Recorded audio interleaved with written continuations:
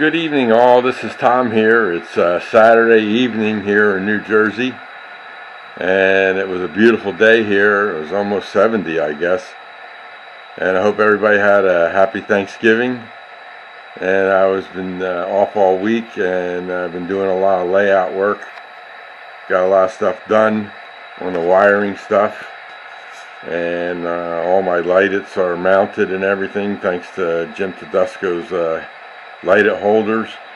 And my new lights came in early, and I installed all them. And my bridge is off for repairs, so once that comes back, then those four signals on that bridge will be tested. But all the other signals are tested and now working. And so I've been doing yard work today on my rail yard, and the cars, the engines, when they would come off the main line into there, they would derail once they got on the diversion leg. And so what I did, I go back to my workbench here. These are the tracks pieces that were taken out. As you can see, they're all beat up now. But when I set up the block detection on those runs in the yard, for some reason I put an insulator on this rail and didn't on this rail, and I just cut it. But I guess I cut it at the end, and I shouldn't have cut it there. Maybe I should have cut it down here somewhere, but I was worried about not getting good connectivity. So what I did was I pulled them out and replaced them with new pieces and put insulators on both sides now.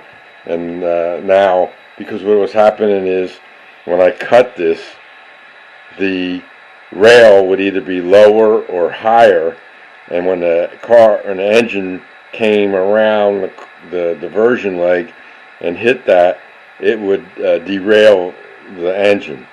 So what I was doing was I was putting cardboard underneath the ties to elevate it a little bit, and then that worked, and I knew what the problem was. So all these pieces here had the same issue, and so I went out. I had a 6-inch. I have one 6-inch, and the other ones were 9-inch straights. So I tested the 6-inch one first this morning to validate what I thought was the problem, and I then went out and bought some 9-inch straights because I didn't have any of those in stock. The ones I had were all used ones and had solder on them and everything else, and I said I'm not going to clean them up, I'll just go out and get new ones. So I replaced all those, and as you can see, and then finally I remembered that I had magnets underneath those two runs, so I'm not going to ballast the magnets this time, just going to ballast around it. That way I can see and know that they're there.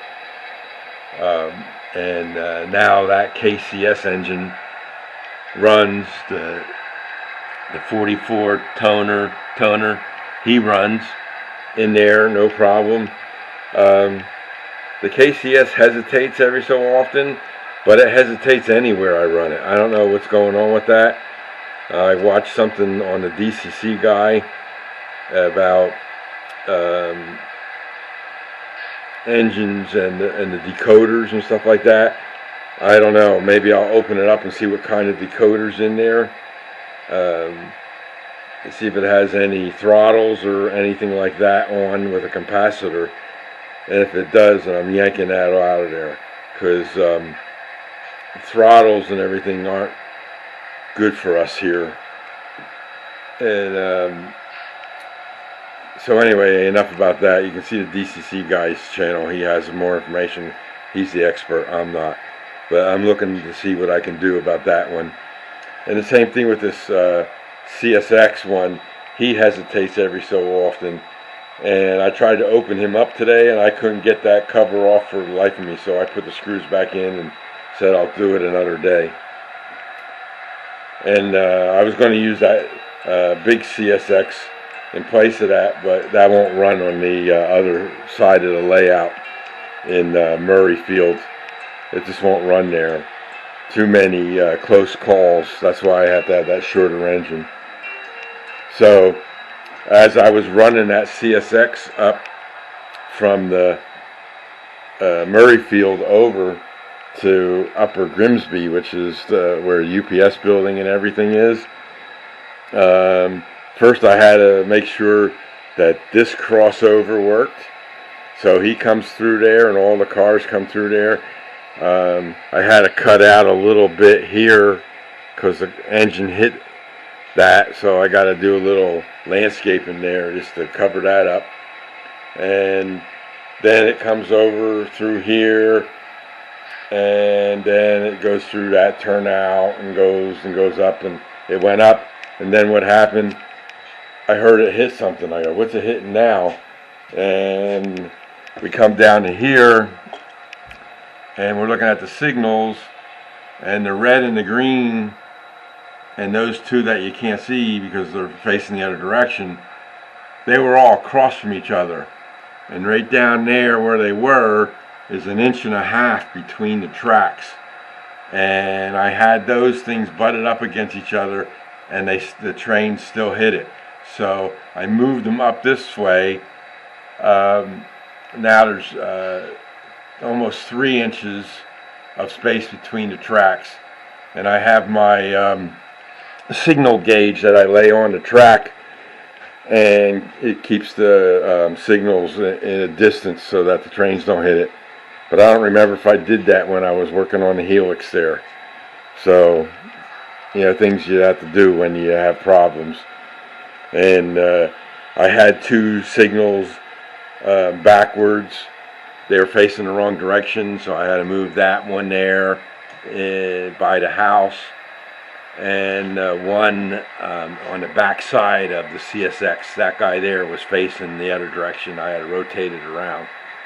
So, because I was wondering why the signal color was wrong, and then I noticed it was facing the wrong direction. So that's that. And I moved. There was a house there,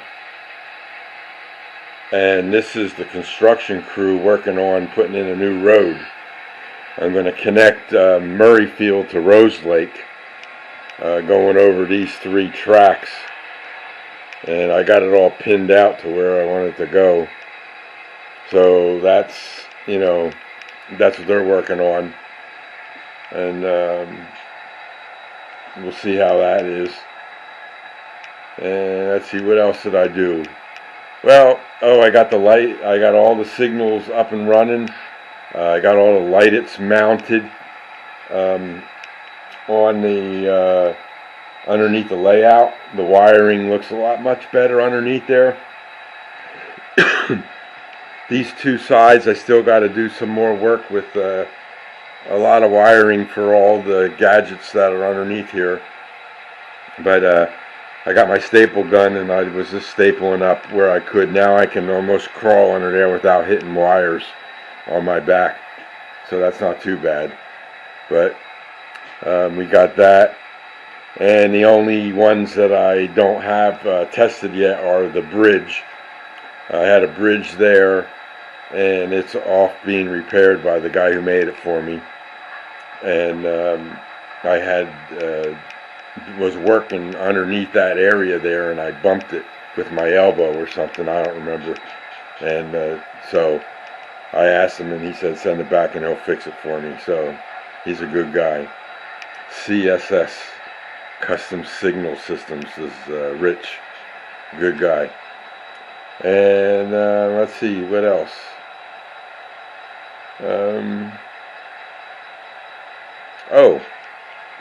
I was telling you about this road. There's the house. I put in a driveway today. I gotta let that dry and then sand it down and paint it. And a sidewalk. The light is already in there for the house. This office building I just built last week, that's on its pad. I just put that down today. I gotta let that dry better, and then I'll sand it down and paint that, concrete. And so that's about it, I guess. A lot of things going on, and the train's running up to the upper deck. Like I say, the CSX made it, but it was hitting the signals. He made it up and back, went all around, no issues. And that was after I got done ballasting all this track, so I must have cleaned it up pretty good. The only one I had is when I brought the MTA train up there last night to test it and ran around. It derailed at this crossing, and then I found ballast in here, so I had to clean that out, and then it ran through smooth, no problem. So not bad, only one spot in that whole upper level of ballasting, so I must be getting better at that. So he went up and around. The CSX went around. Like I say, he comes through that single crossover there and makes it around. Then once he comes back, he has to go across this double crossover, and obviously these trains are out of the way. But he goes over this double crossover, and now he's on the inside loop here, which brings him, and then he comes to this crossing, and then he can go around the horn here, across the bridge, and then back into Murrayfield. And that all works out. I fixed that bridge a long time ago. That was not elevated right. And that bridge over there I fixed a long time ago too. That wasn't elevated right. So we got all the track almost in good condition now. To be just the maintaining, cleaning, and everything. The only other thing is that Lehigh Valley car train there.